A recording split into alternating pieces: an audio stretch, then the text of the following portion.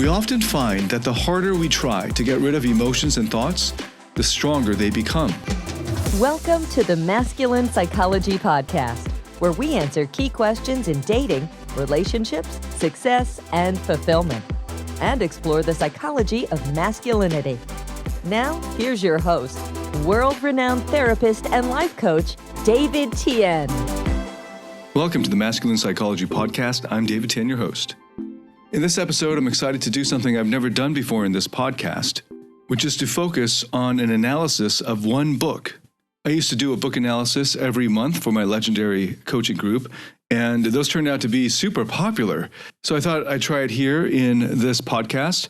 And the book I've chosen for this episode is the book I'd recommend the most to those who are interested in learning more about what therapy can be like and what it can do for you in the therapeutic process. And it's the second book that I would recommend everyone go to in doing their own research in the therapeutic process. The first book I would recommend is Bessel van der Kolk's The Body Keeps the Score. That is such a mega bestseller. It's been sitting on the nonfiction bestseller list, often at the number one position for years. So I don't think it needs any more publicity. If you don't yet know about it, I don't know if you've been living under a rock, go and get that book, The Body Keeps the Score. It is now like a classic. It's one of those rare books that have stood the test of time in the sense of when it was first published, it wasn't a huge bestseller, but years later it got picked up and took off. And I think it's still on the bestseller list. So that's the first book I'd recommend, The Body Keeps the Score. In fact, it was in The Body Keeps the Score over 10 years ago that I first learned about IFS Therapy. For those of you who are new to this podcast and don't know about IFS Therapy is the second evidence-based therapy practice that is listed in the National Registry for Evidence-Based Programs and Practices, the NREP, which is a national repository maintained by the U.S. government's Substance Abuse and Mental Health Services Administration, SAMHSA. Interventions listed in the NREP, including IFS and CBT, have been subjected to independent, rigorous scrutiny and are deemed to show significant impact on individual outcomes relating to mental health. The U.S. government's independent scientific review, which is now listed on the federal NREP website, says, and I quote, "As a clinical treatment, IFS has been rated effective for improving general functioning and well-being. In addition, it has been rated promising for each of improving phobia, panic, and generalized anxiety disorders and symptoms, physical health conditions and symptoms, personal resilience and self-concept, and depression and depressive symptoms." In other words, they indicate promising effects on the mind, the body, and the spirit. That was in 2015, and since then, the number of studies that have proven the efficacy of IFS therapy based on scientifically reviewed evidence has just skyrocketed from there. So that's the number one book that I'd recommend you go to first, Bessel van der Kolk's The Body Keeps the Score. The second book is No Bad Parts by Richard Schwartz, the founder of IFS Therapy. For many years, I was recommending his textbook-like book called Internal Family Systems Therapy, which is now in its second edition, also by Richard Schwartz. The second edition is co-authored by Martha Sweezy. But that book has been pretty heavy going for most people, and it reads much more like a clinical text that you would expect graduate students to read, and it has a lot of really heavy case studies. And it has a lot more jargon and specialist terms in it than the general reader, I expect, would enjoy. So No Bad Parts is a lot more approachable, and it's more recent. It was published in 2021. With a foreword from Alanis Morissette, and right off the bat, he's got sections that are quoting Jonathan Van Ness. So it's a lot more relatable for the general reader. So I now recommend this book as the first book in IFS Therapy and as the second book overall for learning about psychotherapy and the therapeutic process. I've also heard that the audiobook is a really great deal because there are meditations generally at the end or in between the chapters. And in the audio version of the book, you have Richard Schwartz delivering the meditations. So those are really great to go to multiple times. You can do them over and over. So if you prefer to go through books on audio, then this is going to be even more exciting for you. Go and get the audiobook for No Bad Parts. I found through the many years that I've been doing book analyses every month and sometimes multiple times a month in the Legendary Coaching Group, that people really enjoy it when I read out excerpts from the book that I've chosen. And this is not a review of the book. It is not an analysis of the book. It's more of a commentary. I'll provide my personal commentary on it. But what I'm really hoping to do here is to motivate you to go and get the book and read it yourself. And a great way that I found to do that is to read out the parts of the book to give you a taste of the flavor of the book and tempt you to go and read the whole thing yourself. So I'm going to read out a section that in my edition is on page 20, and this is from the chapter entitled We're All Multiple, indeed chapter 1, page 20. And this section is entitled No Bad Parts. If the title of the book didn't trigger this question for you, I'll ask it directly now. What are we to do with parts that have committed terrible violence? What about those that have murdered or sexually abused people? Or parts that are determined to kill their person? How in the world can these be good parts in bad roles? As I did IFS with clients, it became increasingly clear that the burdens that drove their parts were rooted in early traumas. So in the late 1980s and early 1990s, I came to specialize in the treatment of those who had suffered complex trauma and carried serious diagnoses like borderline personality disorder, chronic depression, and eating disorders. I also became interested in understanding and treating perpetrators of abuse because it became clear that healing one of them could potentially save many future victims in turn. For 7 years, I consulted to Onarga Academy, a treatment center in Illinois for sex offenders. I had the opportunity to help those clients listen to the parts of them that had molested children. And over I heard the same story. While the offender was being abused as a child, one of their protector parts became desperate to protect them and took on the rageful or sexually violent energy of their perpetrator and used that energy to protect themselves from that abuser. From that point on, however, this protector part continued to carry that burden of the perpetrator's hatred and desire to dominate and punish vulnerability. The part also was frozen in time during the abuse. Thus, the kick in molesting a child came from being able to hurt and have power over someone weak and innocent. These perpetrator parts would do the same thing in their psyches to their own vulnerable, childlike parts. This process, in which protectors in one generation take on the perpetrator burdens of their parents while they were being abused by those parents, is one way that legacy burdens are transferred.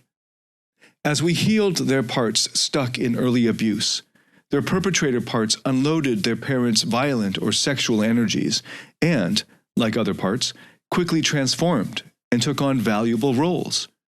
During this period, I had the opportunity to work with other kinds of perpetrators, including murderers, with similar findings. I remembered that famous Will Rogers saying, "I never met a man I didn't like." And I realized that I could say that about parts. I ultimately liked all of them, even the ones that had done heinous things. Now, decades later, I've worked with countless clients, as have other IFS therapists around the world, and I believe it is safe to say that there are no bad parts. Spiritual traditions encourage us to have compassion for everyone. This aspect of IFS actually helps make that possible. IFS operates from the radically different assumption that each part, no matter how demonic seeming, has a secret, painful history to share of how it was forced into its role and came to carry burdens it doesn't like that continue to drive it. This also implies clear steps for helping these parts and the people they are in to heal and change. It brings hope to the hopeless. So this is a pretty radical assumption and break from, for example, the psychiatric establishment that over-relies on the DSM classifications. For instance, labeling somebody, let's say, borderline or narcissistic personality, and making that the whole story about that person. And then based on that diagnosis, then obviously these are nice, neat diagnoses for the insurance companies and so on. But based on that diagnosis, you just treat them as that's who they are and that's how they are. And then you manage them that way.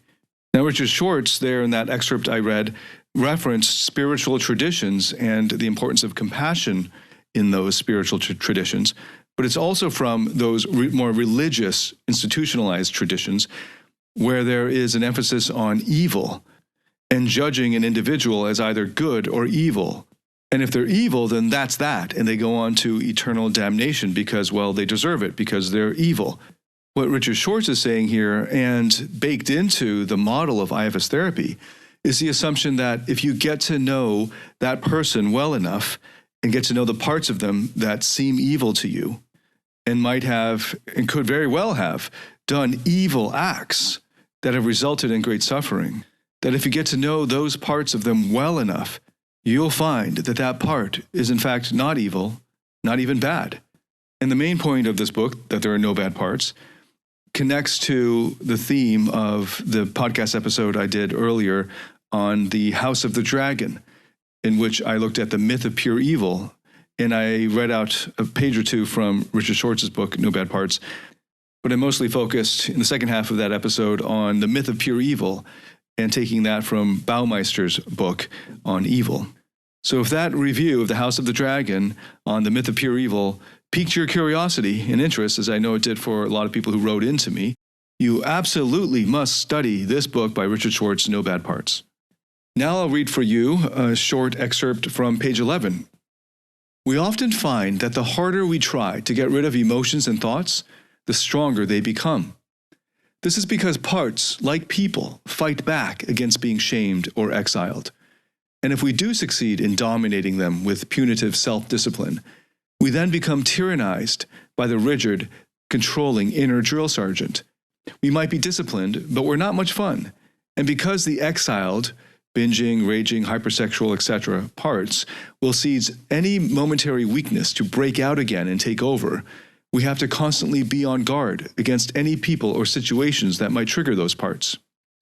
Jonathan Van Ness tried and failed at drug rehab several times. Quoting now Jonathan Van Ness, "Growing up around so much 12-step and seeing so much abstinence preached in rehab and in church, I started to take on an idea that healing had to be all or nothing, which has really not been my truth.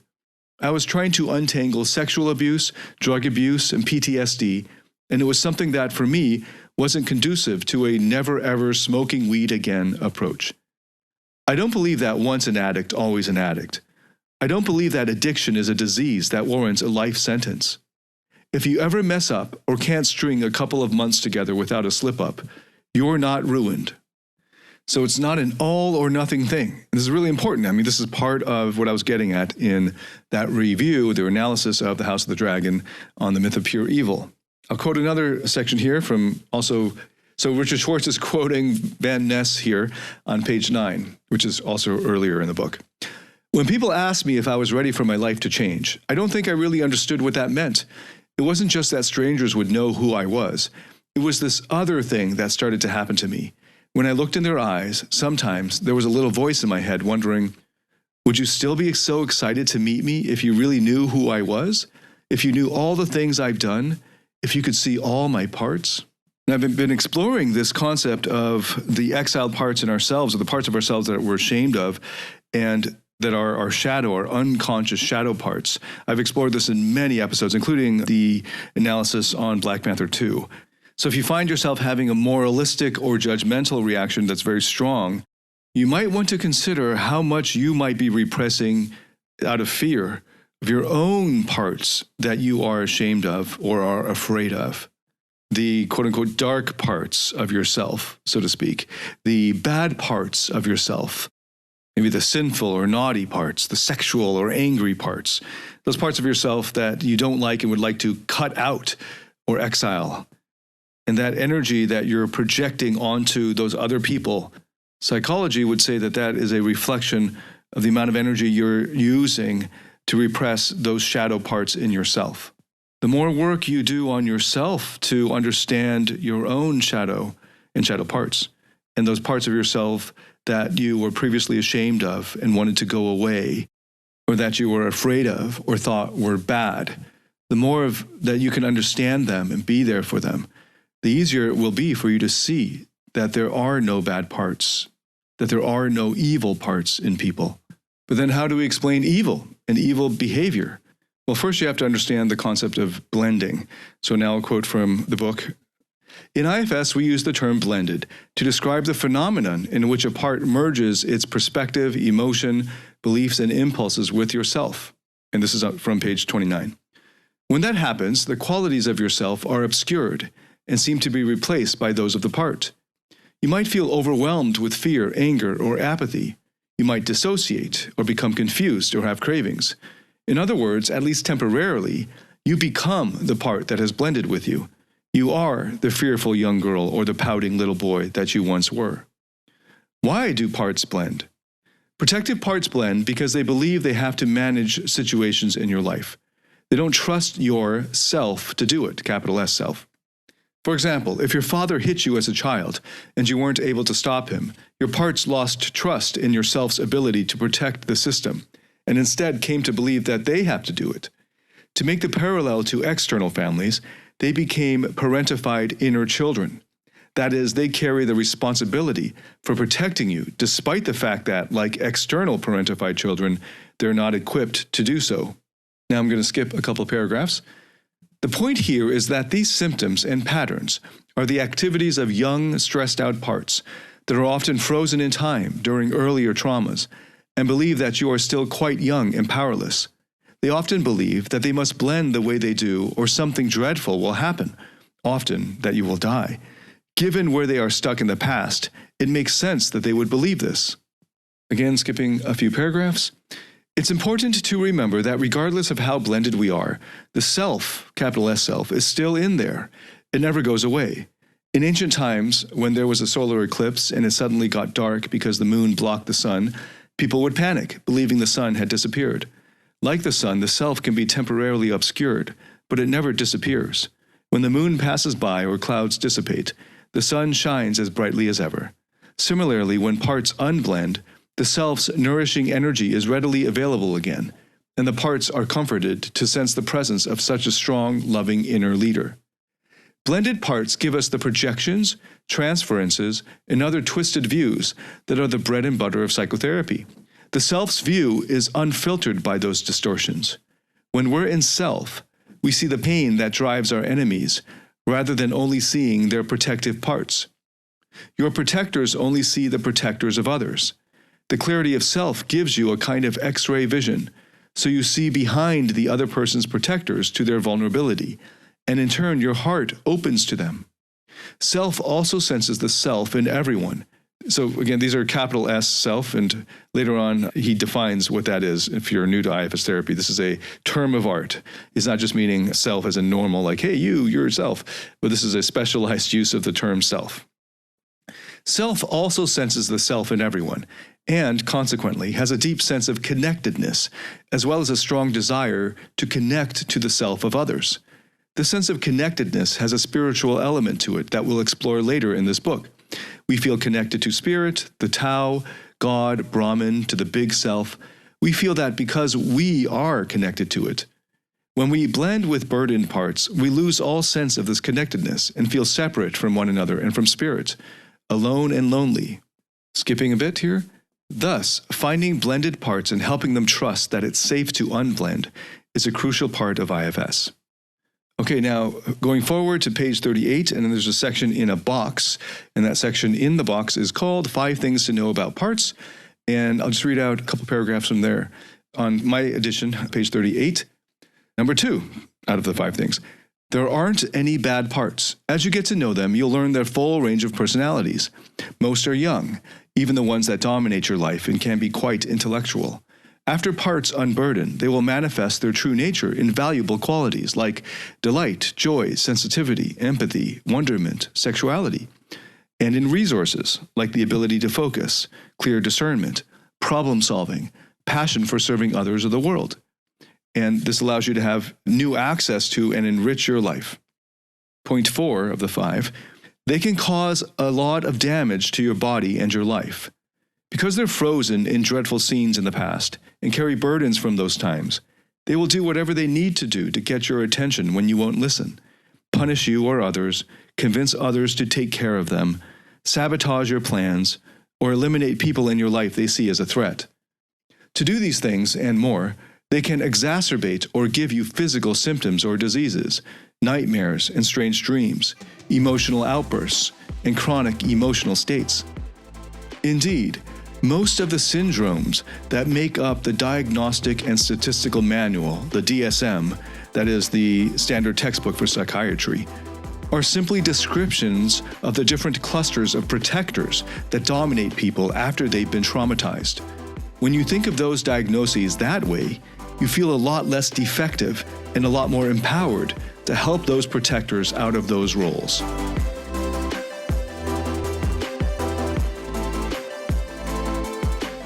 Do you struggle in your interactions with women or in your intimate relationship? Are fear, shame, or neediness sabotaging your relationships or attractiveness? In my Platinum Partnership Program, you'll discover how to transform your psychological issues, improve your success with women, and uncover your true self. Get access to all my current and future online courses by applying for the Platinum Partnership today at davidtianphd.com/platinum. Now moving forward to page 54 in the chapter entitled This Changes Everything, Chapter 3. At this point, you may also find yourself having strange experiences during the exercises. Maybe you become unusually sleepy, find yourself thinking about other things that you have to do, or you get a headache. None of that is uncommon. When protectors aren't ready, they feel like they've got to distract you or take you out in some way that makes it more difficult for you to do the exercise. Don't fight them on it. My advice is just to get to know the resisting ones from this curious place. Find out what they're afraid of and honor their fears. So not only is it natural for us to have parts that judge other parts as being bad, but it's also reinforced in our society. Quoting now from Chapter 4 on page 62, the view of humanity that has dominated the Western world trends toward the pessimistic. In order to justify slavery, white Europeans started to differentiate themselves from other less civilized cultures. We might all struggle with primitive impulses, but according to that paradigm, some, typically darker, people were not as skilled at controlling their irrational, bestial, beast-like parts. This veneer theory of controlling the primitive can be applied not only to impulses, but also to people. One theme of this book is that how we think about and relate to the inhabitants of our inner worlds translates directly to how we think about and relate to people. If we live in fear of and strive to control certain parts of us, we will do the same to people who resemble those parts. This is just as true in a relationship or in a marriage. The veneer theory suggests that civilization forms the protective layer necessary to contain and hide all our primitive instincts that are constantly wanting to break through. Historian Rutger Bregman asserts that, in contrast to the veneer theory, people are basically good. He debunks the research of notable thinkers like Richard Dawkins, Philip Zimbardo, and Stanley Milgram, all of whom held extremely pessimistic and highly influential views about people. When Bregman took a second look at the methods and data from their famous studies, he found enough rampant distortion and falsification to discredit them outright.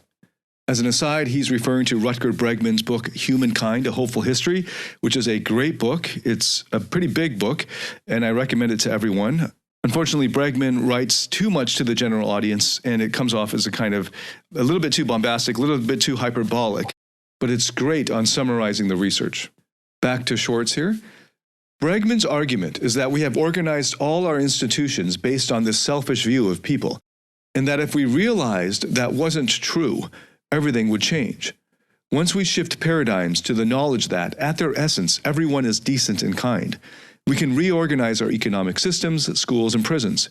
He offers many examples of successful institutions and programs that are based on the positive view of human nature.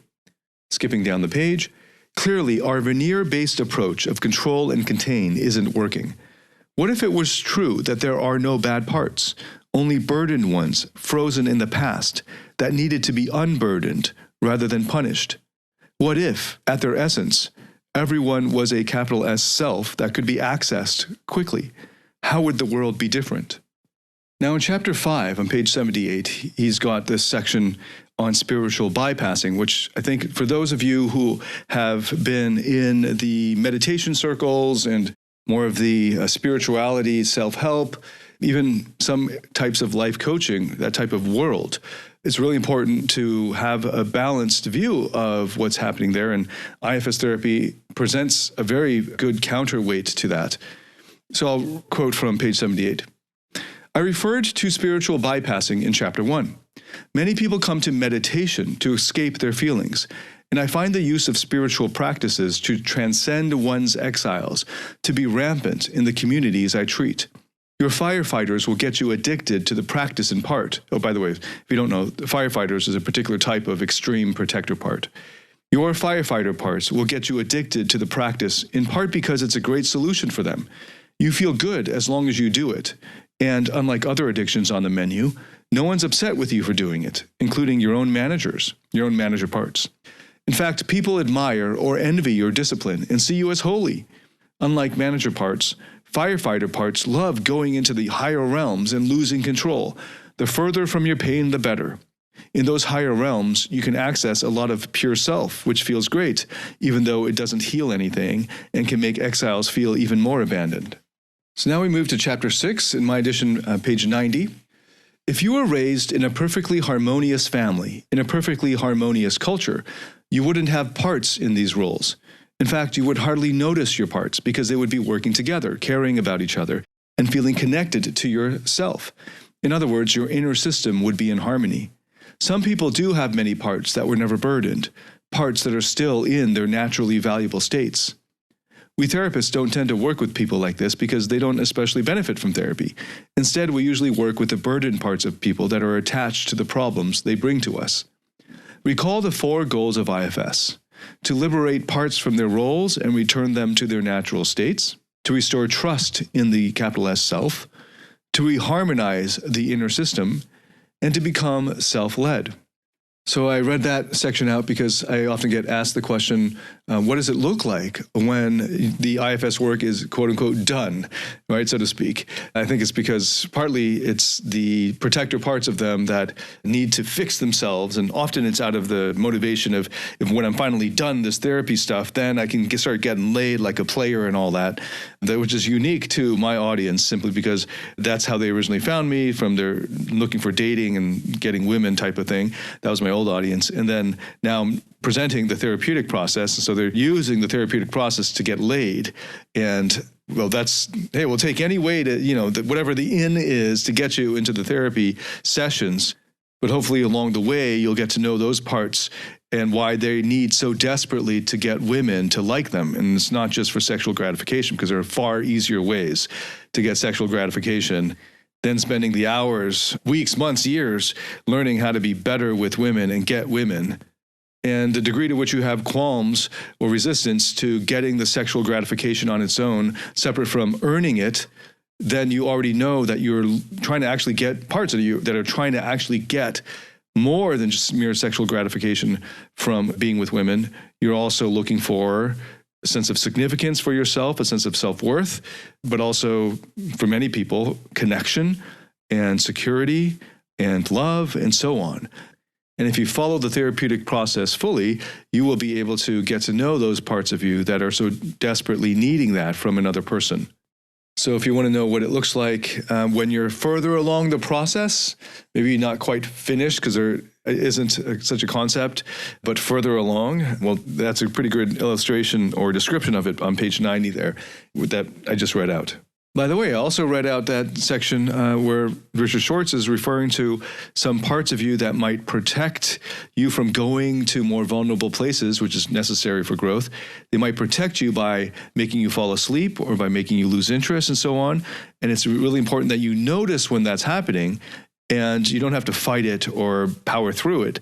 But the IFS approach instead is to notice that that's there and to say hello to it. Sort of like, hello, part that's been making me fall asleep at these crucial moments, or hello, blinking part, or hello, numbing part. And they're all doing these things, these coping mechanisms or these preventative strategies as a way of protecting you from some hurt from long ago. So they all have positive intention. Now, staying with the question of what would it look like when things are going well on the therapeutic process, quoting now from page 107, chapter 7, developmental psychology and attachment theory have helped us understand what children need from their caretakers as they develop. IFS can be seen as attachment theory taken inside, in the sense that the client's self becomes the good attachment figure to their insecure or avoidant parts. I was initially amazed to discover that when I was able to help clients access their self, they would spontaneously begin to relate to their parts in the loving way that the textbooks on attachment theory prescribed. This was true even for people who had never had good parenting in the first place. Not only would they listen to their young exiles with loving attention and hold them patiently while they cried, they would firmly but lovingly discipline the parts in their roles of inner critics or distractors. The self just knows how to be a good inner leader. So why is this important? For one thing, if you can become what I call the primary caretaker of your own parts, then you free intimate partners, or therapists, children, parents, etc., from the responsibility of taking care of raw and needy exiles. Those people then act as the secondary caretakers of your parts, which is a much more enjoyable and feasible role. Most of us have that reversed. Our exiles don't trust ourself, and consequently they and the protectors who try to get them to calm down are looking outside of us to get what they need. And as an aside, the reason why our parts lose trust in ourselves' leadership was that when we were hurt as young children, the self couldn't protect them at that time. So these child parts think that they have to take over. Now returning to page 108, when we encounter a person who resembles a profile exiles have of their ideal protector, redeemer, or lover, they feel elated, infatuated, and relieved. Through what's called positive transference, our parts put distorted images on such people who can't help but disappoint those extreme expectations. Then comes the negative transference from angry protectors. You see this a lot in psychopathy, where there's a idealization phase followed by a devaluation phase, where you put the person on the pedestal and they can do no wrong and they make your life whole, and then when one thing goes bad, then suddenly they're like the devil, they're evil. They are the enemy, the worst of the worst.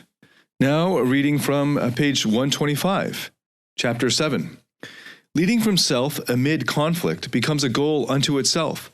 For example, when I have a fight with my wife, I ask my parts to step back and let me stay to relate to her, and not simply to get her to calm down and be nicer, although it often has that impact. Instead, I do this to further convince my parts that I can lead my system. So the goal becomes trying to maintain the presence of self, regardless of how the other is behaving. To do this, it helps when your parts come to realize that you are not a child anymore, and that, as your capital S self, you possess powerful qualities and can be forcefully assertive when necessary. Often protectors look down on some of these qualities. For example, they think you're a mushy bundle of passive compassion with porous boundaries who will give away the farm, or that you are too innocent, trusting, or scared to take care of them. They only know you as you are when you blend with those other parts. It's often shocking to your protectors to discover that you are able to separate from those parts, and they learn that you have agency and can protect your system, so they don't have to. This is quite a challenge in some circumstances when you face threatening people or events, for example. And yet, amid the terror or the rage, the self in each of us is always there, the I in the storm, the calm depth beneath the roiling waves. There is always self, no matter how triggered and extreme our parts. If we can get them to separate enough, we'll have access to at least some of the qualities of the self, and we'll be able to be with our fear or anger rather than blend with it. Continuing on this theme, I then skip to page 137, and this is on the chapter Vision and Purpose, chapter 8. Often your protectors don't trust you with the difficult task of protection because they think the self is too tender and is only capable of caring and compassion. My experience is that the self is adept at all of the C words. Oh, and by the way, if you're new to the podcast and you don't know the 8 C's of the true self in IFS Therapy, they are creativity, connection, confidence, calm, compassion, curiosity, courage, and clarity. And when you're fully in the state of your higher self or the true self, you embody those 8 qualities. You also embody the 5 P's, which is more of the true self in a kind of therapeutic role, helping others. And those are persistence, playfulness, patience, presence, and perspective. Again, this isn't a completely comprehensive and closed-off list of qualities. They're just a list of qualities that start with the same letter to make it easier to remember them. And it gives you the general idea. And the more of these qualities you feel, for instance, the more curiosity that you feel when you come to a part, or calm, or compassion, or courage, or clarity, etc., that you feel when you're being with a part or with another person's parts, the more likely that and the more of your self's energy you have at that moment. Okay, so returning to page 137, my experience is that the self is adept at all of the C words that are related to being nice to people, including clarity, confidence, and courage. So when you see through the clear eyes of yourself that someone is doing something hurtful to your parts, you don't have to turn them into a monster. That clarity empowers you to see that their actions arise out of their own hurt. And you also can better see, without confusion, the damage they do to your parts. This means you have the courage and confidence to set boundaries with them in an effective and, if necessary, very forceful way. It's important to help your parts trust that they really can rely on you to deal with people and set boundaries that'll protect them, and that actually, if they trust you to do it, the effect will be more powerful and effective. Ideally, this is what the martial arts foster: protection from a non-attached but powerful place. As you enter triggering situations, it's interesting to notice what happens in your body and your mind. You'll start to notice trailheads, which will enable you to learn about the parts that you feel a need to protect. If you have access to a therapist or skilled practitioner of IFS, you can then actually go through all the healing steps with support. As you do so, your parts will gradually come to trust you more and won't be so triggered in the future. Okay, now skipping to page 150 in chapter 9. When we're in self, we automatically relate to others from those 8 C words, and consequently, we know how to communicate effectively. Good communication involves calm, clarity, creativity, and compassion. Like so many other performance activities, the main challenge is not so much in mastering a particular skill, as it is in convincing the manager parts, who make you self-conscious and afraid of failing, to trust yourself to lead. When that happens, it isn't as difficult as it once was to repair broken relationships, because you can better work with the minimizing parts of you, or the ones who carry shame. You can reassure those parts in the moment that your mistake doesn't make you bad, and you won't be punished the way you were as a child. Additionally, you can be present with the other person's hurt without needing to fix or change it, because you can be present that way with parts of you when they are hurting. The way we relate to our parts translates directly to how we relate to people when they resemble our parts. In the same vein, if you don't fear your own anger, you'll be able to stay self-led when someone's angry at you. The person's judgment of you won't trigger your own inner critics, because you know who you are, and because those critical parts of you have retired or taken on new roles. So many of the obstacles in our relationships are because we fear the mayhem that someone else's behavior will create in our inner systems. When self leads, the mayhem is gone. Now skipping to chapter 10, page 160. There's a law of inner physics that I want to mention here, and you'll find it illustrated in some of the transcribed sessions included in this book. Oh, this is on page 161. There's nothing inside of you that has any power if you are in self and not afraid of it, as in not afraid of that part. This law has also never been proven false in the decades I've been doing this work. And keep in mind that I've worked with clients who have parts that are extremely intimidating and are even determined to hurt or kill them or someone else.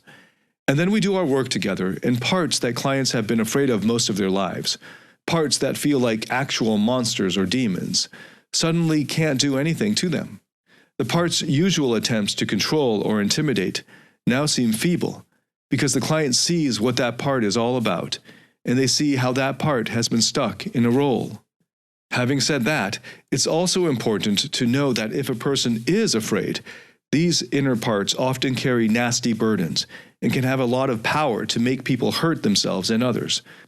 So being in self and not overrun with fear is crucial. It's also important to remember that the parts aren't what they seem to be, and if you can stay centered with them, they'll reveal their secret histories of how they were forced to be in these extreme roles. They'll also let you know what they're protecting inside. after which you can help those parts transform too. Okay, so that's No Bad Parts by Richard Schwartz. Highly, highly recommended. I read out portions that I thought were especially pertinent, but there's so much great quotable stuff in this book. I highly recommend it. Compared to almost all the psychotherapy books that are any good, this is a really light and easy read, but that's something I've discovered over the past year. If you're not used to reading psychology books or academic books, this might feel a little bit dry and heavy going. And as I'm reading it now, I'm seeing that Schwartz is not the clearest writer. So if you're not particularly bookish or you don't have a background in academic reading, then you might want to get the audiobook and just have it sort of playing so that you can, and just sort of resign yourself to having to listen to it multiple times to really get it. The audiobook also has the meditations, as I mentioned, so that's another bonus for the audiobook. I didn't listen to the audiobook. I have a background in academic reading, quite a big background in it. So I found Schwartz's book incredibly approachable and relatable. In fact, this is the book that I recommend the most to people after The Body Keeps the Score.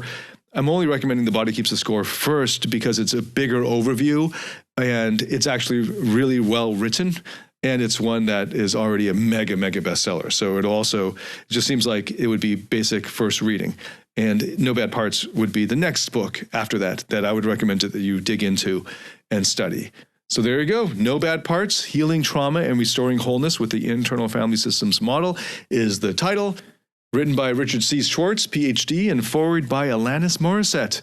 Get that book, read it, let me know what you think of the book, let me know what you thought of this book analysis, and let me know if you would like me to do more book analyses. If I don't hear any encouragement on that front, then this will be the first and only book analysis on this podcast. But let me know if you would like to hear more about book recommendations. This is such a great book that it was worth the risk of you not liking a book analysis. Go and read No Bad Parts by Richard Schwartz, the best overall first introduction to IFS therapy that is out there currently. And let me know what you thought of this podcast. And if you liked it at all, please share it with anyone that you think would benefit from it. Hit a like on whatever platform you're on getting this, and let me know what you thought. Leave a comment. I love getting feedback. And I look forward to welcoming you to the next episode. Until then, David Tian, signing out.